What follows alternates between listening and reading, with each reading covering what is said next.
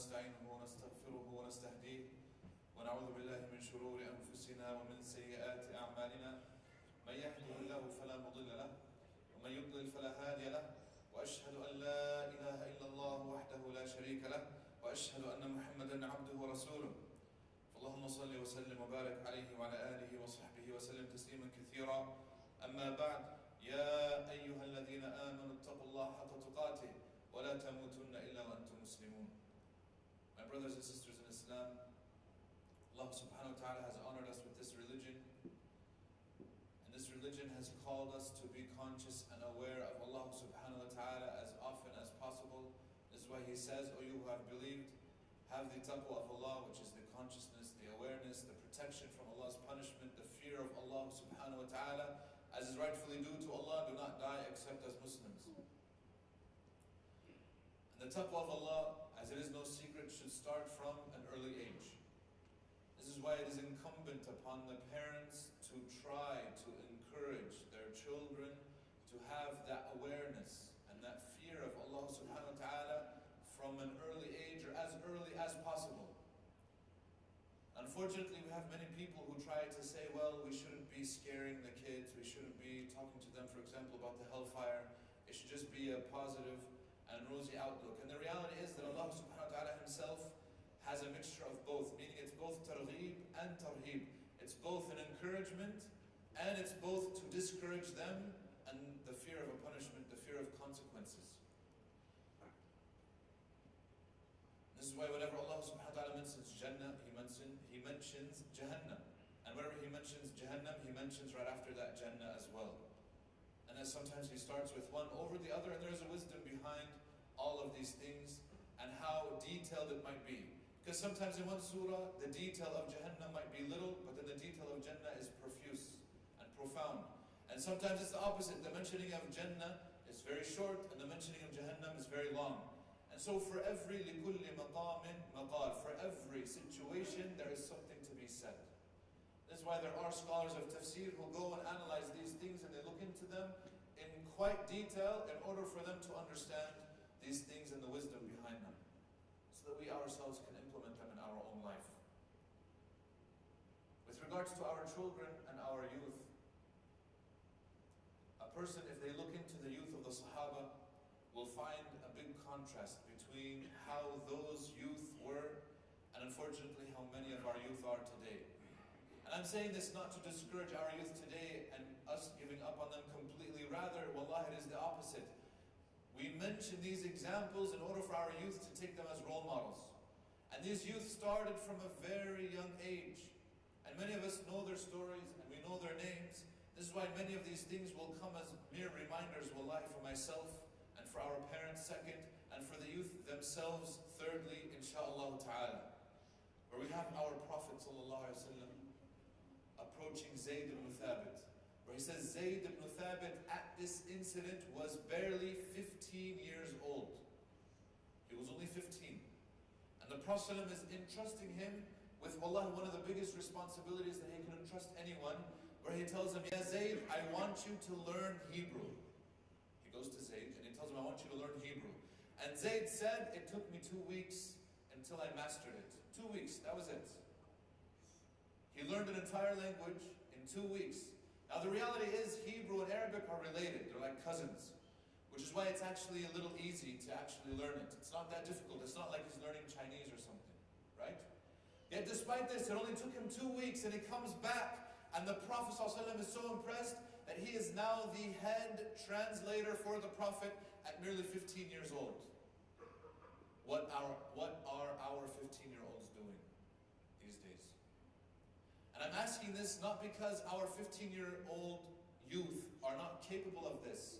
I'm asking this because sometimes us as adults, we don't trust them to do great things like this. Meaning this khutbah today is actually more for the adults than it is for the youth. The youth are here and they can listen to these examples and they should look up to people like Zayd bin Thabit. But I'm saying a lot of times, us as parents, we don't trust our youth enough to give them responsibilities like this, or to give them opportunities to really demonstrate what they're capable of.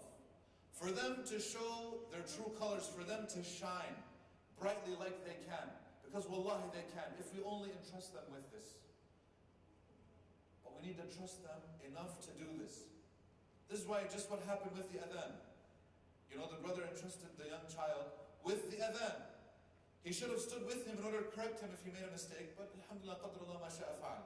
That's why when I asked Brother Laith, I told him to correct him, meaning go and tell him how to do it correctly, not to actually do it himself, but it's okay. But the point is, can we trust the youth in order for them to do a good job? And we should. And we can bring them back and we can show them, if they make a mistake, that here's where you did it wrong, here's how you can do it right. But trusting the youth is something that even our Prophet demonstrated. That same Zayd bin Thabit, when the Prophet passed away, Abu Bakr was approached by Umar al-Khattab. And Umar said, I see that you should, and this was immediately within weeks or months of the death of the Prophet, where Umar recommended to Abu Bakr anhuma that they compile the Quran now. Because the Prophet passed away. There's no more wahi. The Quran is now finished. And we shouldn't leave it just dispersed with different people, different parchments. We need to now compile it. And so Abu Bakr said, man, how can you entrust me or task me to do something that the Prophet ﷺ himself never did? But then they both realized that the Prophet ﷺ never did this because the Quran wasn't finished. There's no way to compile it because it's not done. But now that the Prophet ﷺ has passed away, it's finished. Now we can compile it. And so they both consulted and they agreed that this is something that they should do. And when they looked around, they said, we need to entrust somebody who is truly capable of this job. And they approached that same Zayd bin Thabit, the Sahabi Zayd. A lot of people don't even know his name. But he is the lead compiler of the Quran. They both bring him, they sit him down, and he says afterwards, Wallahi law annahum kallafuni fi radmi jabal lakana ahwanu alayya min jam'i al-Quran. He said, Wallahi, by Allah, if they tasked me with removing a mountain, go to this mountain and tear it down. Meaning you have to go there and by hand, take it bucket by bucket until there's no more mountain. He said that would have been less of a burden than what they tasked me with. But this demonstrates that he understood the value of the Quran and how heavy it is. And he knows its weight.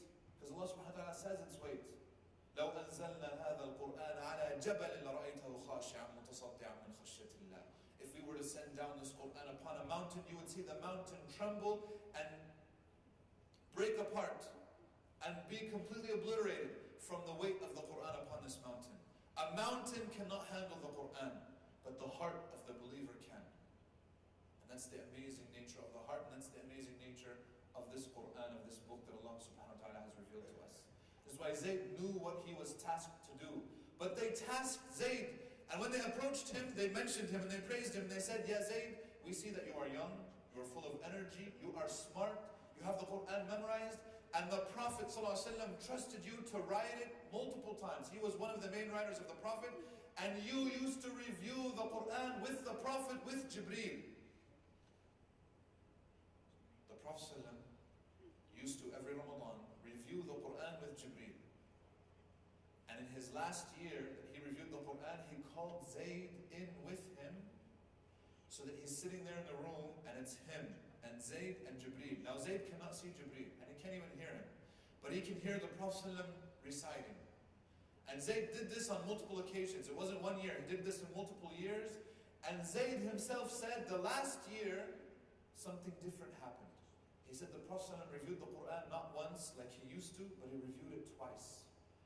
And when he reviewed it twice, I realized that this is perhaps a sign that this is the last year that the Prophet ﷺ would be alive. And that depth of basira, that depth of insight proved to be correct, and it was in fact the last year that the Prophet ﷺ was alive. The fact that the Prophet ﷺ called in Zayd, knew that the Prophet ﷺ knew that Zayd eventually would have a big role with the Quran. And Abu Bakr and Umar both knew what Zayd's relationship was with the Prophet ﷺ, and that's why they tasked him, even though he was a young guy.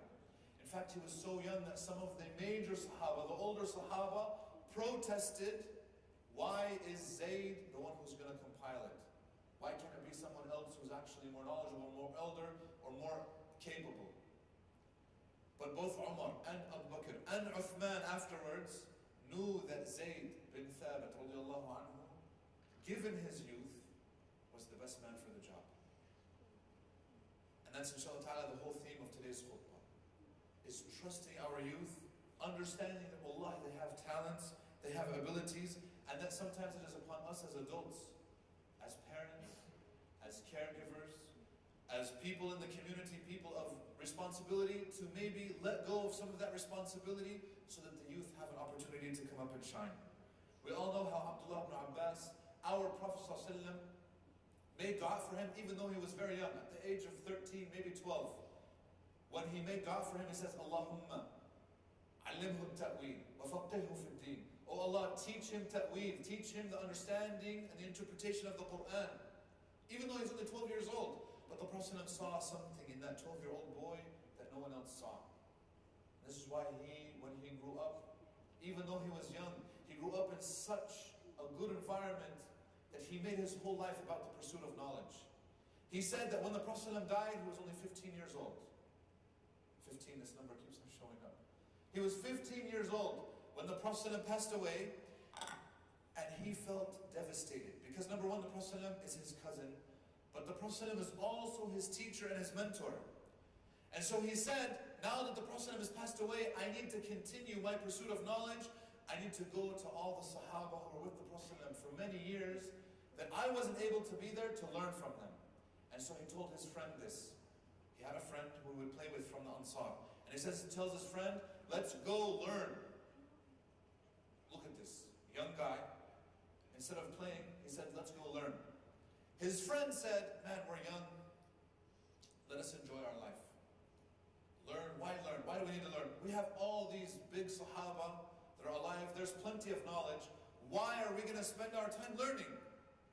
So for the kid, it doesn't make sense for him to go out and learn. Because he says, look, there's all these knowledgeable people. And unfortunately, this happens to us today. When we are encouraged to memorize Quran, we're encouraged to learn the hadith of the Prophet ﷺ.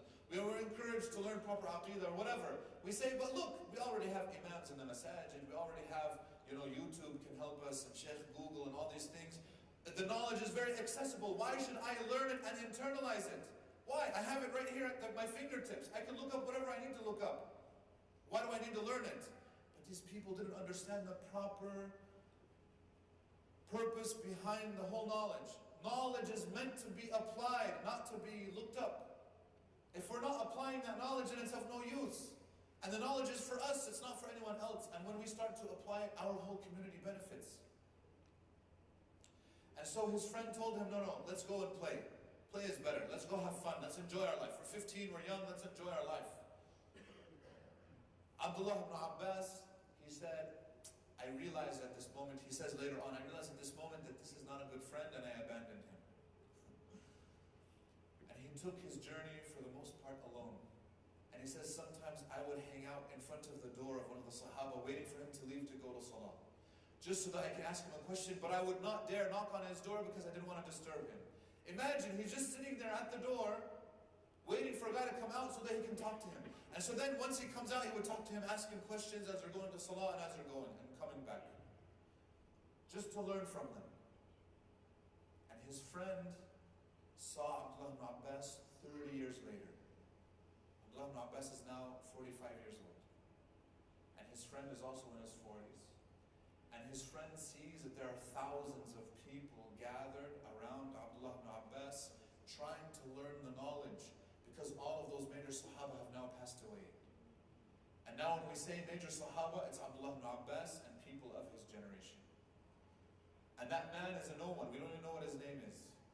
And he says, I realized when Allah subhanahu wa ta'ala says we elevate with this knowledge people and we put down people, that this is what Allah subhanahu wa ta'ala was talking about. But people still mention his name and that other guy is a no one. And he says, I wasted my youth playing around. And this young fellow, when he was 15, realized the place of knowledge and how important it is, and he became who he became.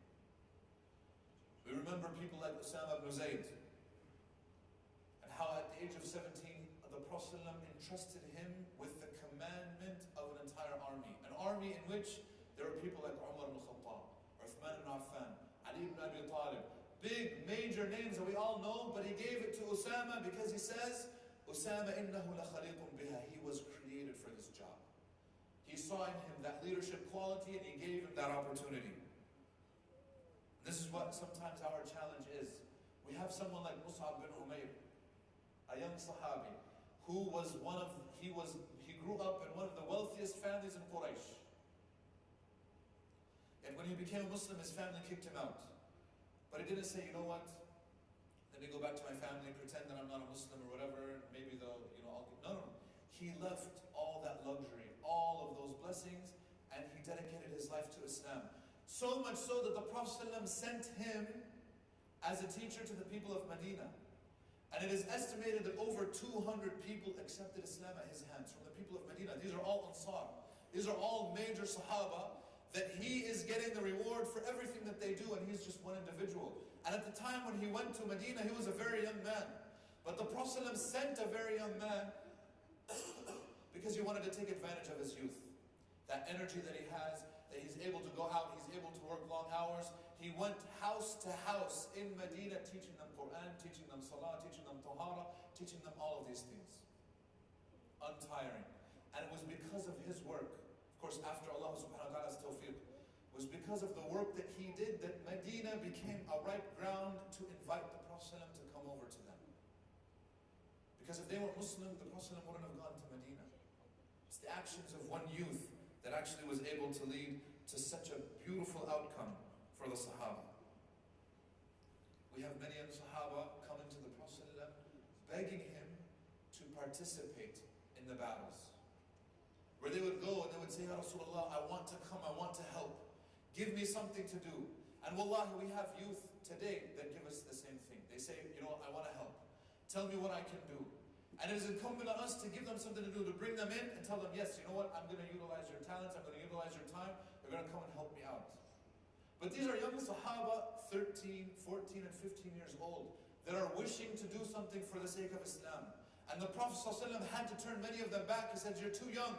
And they would go back and they're crying. And their mothers would receive them and they're like, why are you crying? This is the Prophet ﷺ didn't want me. And then the mother has to go back and she begs the Prophet ﷺ, take my son, use him. It's like, he's too young. We can't use him. And some Sahaba the Prophet ﷺ does use. One case where he was returned, the mother brought him back and she said, he's a good archer. He knows archery very well. So the Prophet ﷺ said, show me. So he showed him and he was indeed a very good archer. So he said, okay, khalas, you want to come? Come. But you have to be careful. You put him, in the back in order for him to be protected. But he said, it's okay, come with us. When his friend, his neighbor, saw that he was going, he said, no, why can he go and I can't go? He said, when we wrestle, I beat him, even though he's the archer, but when we wrestle, I beat him. So the Prophet ﷺ smiled and he said, okay, you can come too. And he allowed him to come. We have in the Battle of Badr, 2 teenagers. A lot of times when we say the word teenagers, in Islam, there's no such thing as teenagers. Once you reach the age of puberty, you are treated like an adult. You are a young adult nonetheless, but you're given responsibilities. We can't just leave you do whatever you want. Because a lot of times people think that the word teenager means I get to do whatever I want, and this is a big problem. And even from the parents, we have to teach our children discipline. At a young age, by the time they reach puberty, they're able to discipline themselves even more so. 2 young teenagers in the Battle of Badr. They look up at Abdurrahman ibn Auf, and Abdurrahman ibn Auf is covered head to toe in his armor, and he's they're worried about the battle and what's going to happen and all these things. And they look at Abdurrahman ibn Auf because they know he's from Mecca. Most of the people that were there were from Medina. They don't know who's who. And so they said, Ya Am, ata'arifu Aba Jahl? Oh my uncle, do you know Abu Jahl? Abdurrahman ibn Auf looks down at him and he's like, Abu Jahl, what do you want with Abu Jahl? What are you going to do with him? He said, I heard that Abu Jahl cursed the Prophet ﷺ. Look at his motivation in being in the battlefield. He said, I heard that man cursed at the Prophet ﷺ. In fact, he did worse than curse. He was one of the people who tortured Muslims, killed Muslims, and he even tortured our own Prophet ﷺ. He said, I heard that man cursed and harmed the Prophet ﷺ. He says, okay, but what are you going to do with him? He says, I'm going to find him, and I'm going to make sure لا يفارق سواد سواد حتى يموت الأعجل منا. He says, my sawad, meaning my shadow, is not going to depart from his shadow until the one who's more hasty from the two of us is going to die. Abdurrahman ibn Auf himself, he says, I never encountered such enthusiasm from these youth. And then his brother came and he said the same thing. Ya Am, do you know where Abu Jahl is? Do you know who he is? Point him out to me. He says, what are you going to do with Abu Jahl? You too? And of course he says, it wasn't until just a few moments later when I saw him and he asked me, is that him? And I said, yeah, that's him. And he says, فَضَّى عَلَيْهِ كَالصَّقْرَيْنِ. He says, both of them attacked him like two hawks. And the guy was finished. Two youth were the ones who took care of Fir'aun هذه الأمة, the Pharaoh of this ummah.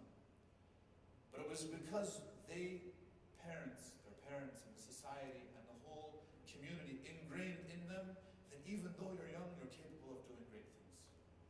أقول قولي هذا وأستغفر الله لي ولكم فاستغفروه إنه هو الغفور الرحيم.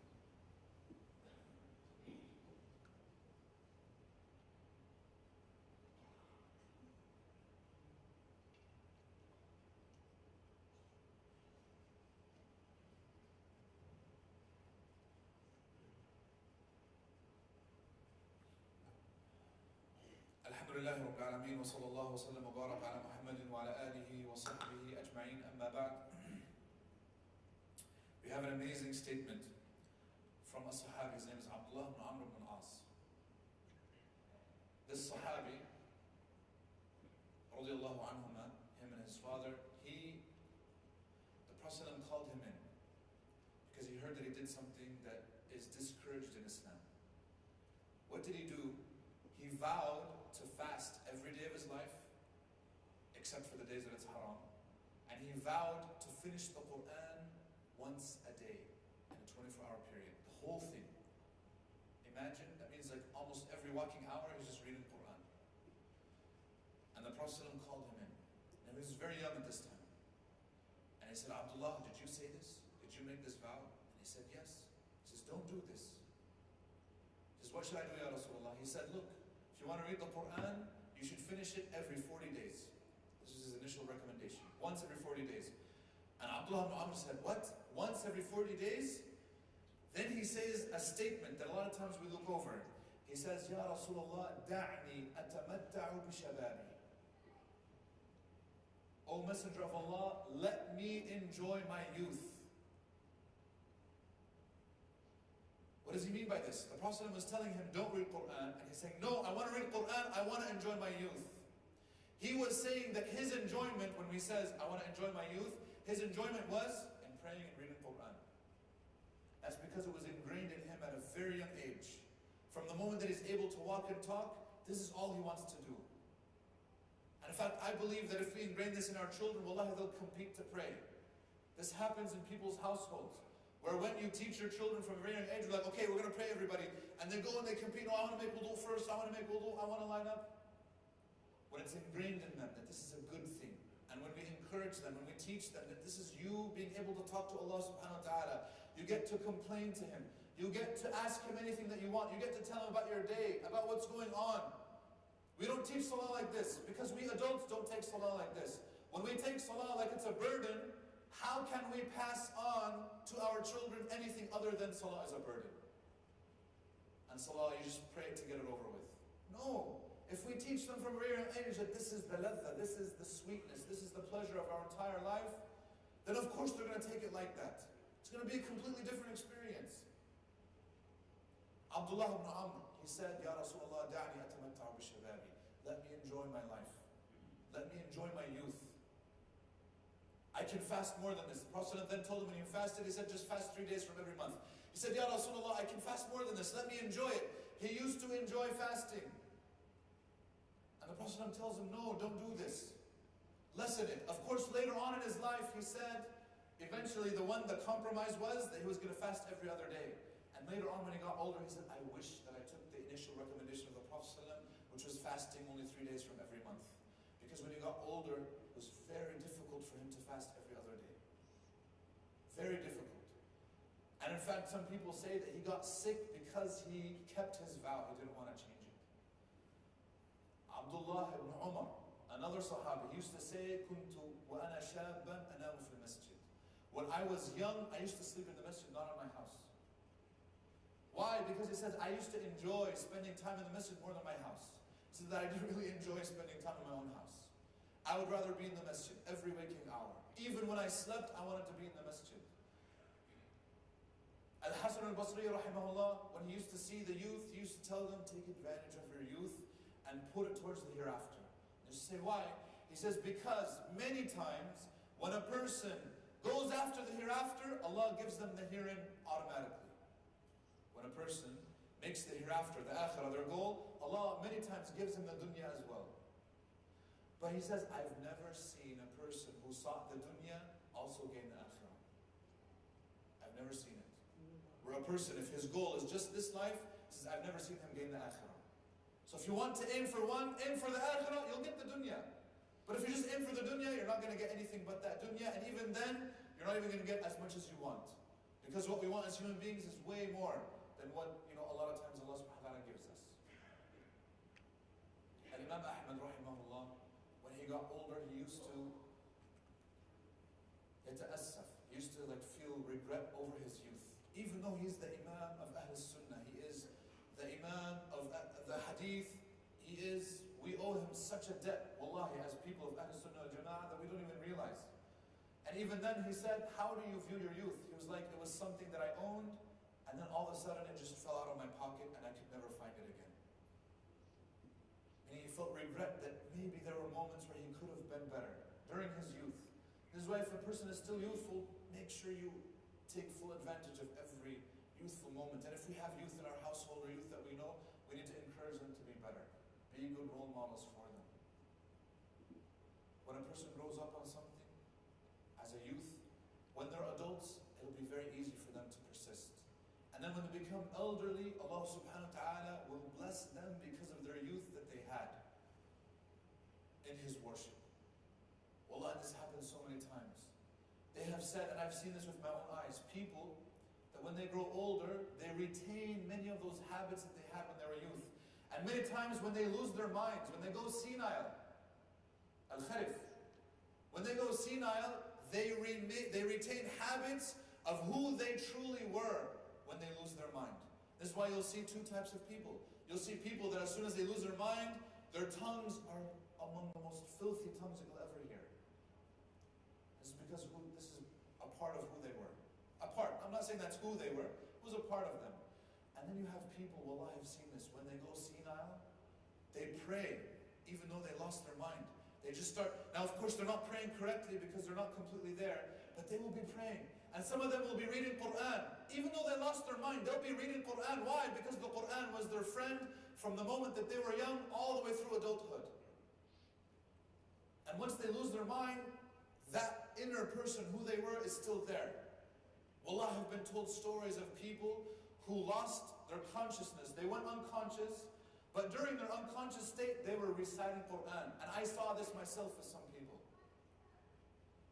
They were unconscious, but their tongues were still busy with the Quran. Why?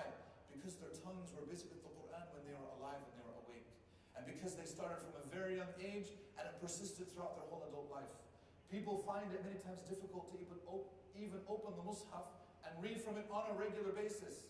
But if you started from a young age, you will actually find it the opposite, that it will be very difficult for you to find a day in which you abandon the Quran, in which you do not open it up and at least look into it, and at least read some verses. That's the power of youth, that it makes the person who they are, so that by the time they're adults, they're already there, and their life in Islam becomes a much easier life. We've seen people that when they fall asleep, wallahi, they read Quran. I've seen this with my own eyes. That when they're asleep, you can hear them reading Quran. You get close enough, you can actually find out what surah they're reading. And they're asleep. Allah is giving them reward even when they're asleep. And then you have people that when they're asleep, look at what they say when they sleep. And you'll find out who that person is. This is the value of the youth. This is how our Prophet ﷺ put value in the youth. And he entrusted them. A lot of times we can't say, oh, this person is too young. Wallahi, you do not know what they're capable of. This is why it's incumbent on us to identify these youth to entrust them with more responsibilities, to realize that these are actually really walking adults. They might be a little bit younger than we are, but wallahi, they're capable of life. If we just entrust them, instead of having them waste their time away on video games, or on social media, or with that cell phone that they have, before we give them the cell phone, did we have a conversation with them about that cell phone, about its importance, about the responsibility that comes with it, that what they can find on there is very terrible and can destroy their lives, or that cell phone can be a doorway to something actually very good? I'm not saying don't give them, but I'm saying that you have to entrust them, you have to have that conversation with them, you have to understand with them that there's a responsibility with everything, and that you need to have that conversation with them as well. We ask Allah subhanahu wa ta'ala that He guides our youth. We ask Allah subhanahu wa ta'ala that He guides our adults as well, that He guides our entire community, that He allows us to be among those who empower the youth, that entrust them, as the Prophet ﷺ entrusted many of his youth. We ask Allah subhanahu wa ta'ala that He grants our youth knowledge to protect them from the doubts that they may encounter in society. We ask Allah subhanahu wa ta'ala that He protects the youth from their desires and the whispers of shaitan and anything that they may encounter in the society as well. We ask Allah subhanahu wa ta'ala to forgive us our sins and to enter us into Jannah. عباد الله إن الله وملائكته يصلون على النبي يا أيها الذين آمنوا صلوا عليه وسلموا تسليما اللهم صل وسلم وبارك على محمد وعلى آل محمد كما صليت وسلمت وباركت على إبراهيم وعلى آل إبراهيم في العالمين إنك حميد مجيد اللهم أعز الإسلام والمسلمين وأذل الشرك والمشركين أعداءك أعداء الدين ربنا اغفر لنا ذنوبنا وإسرافنا في أمرنا وثبت أقدامنا وانصرنا على القوم الكافرين اللهم لا تدع لنا ذنبا إلا غفرته ولا هما إلا فرجته ولا دينا إلا قضيته ولا حاجة من حوائج الدنيا والآخرة إلا قضيتها ويسرتها برحمتك يا أرحم الراحمين اللهم اهد شباب المسلمين اللهم اهد جميع المسلمين اللهم اهدنا لما فيه الخير يا رب العالمين اللهم اهدنا واهد بنا واجعلنا سببا لمن اهتدى اللهم أرنا الحق حقا وارزقنا اتباعه وأرنا الباطل باطلا وارزقنا اجتنابه ربنا آتنا في الدنيا حسنة وفي الآخرة حسنة وقنا عذاب النار عباد الله إن الله يأمر بالعدل والإحسان وإيتاء ذي القربى وينهى عن الفحشاء والمنكر والبغي يعظكم لعلكم تذكرون اذكروا الله يذكركم ولذكر الله أكبر والله يعلم ما تصنعون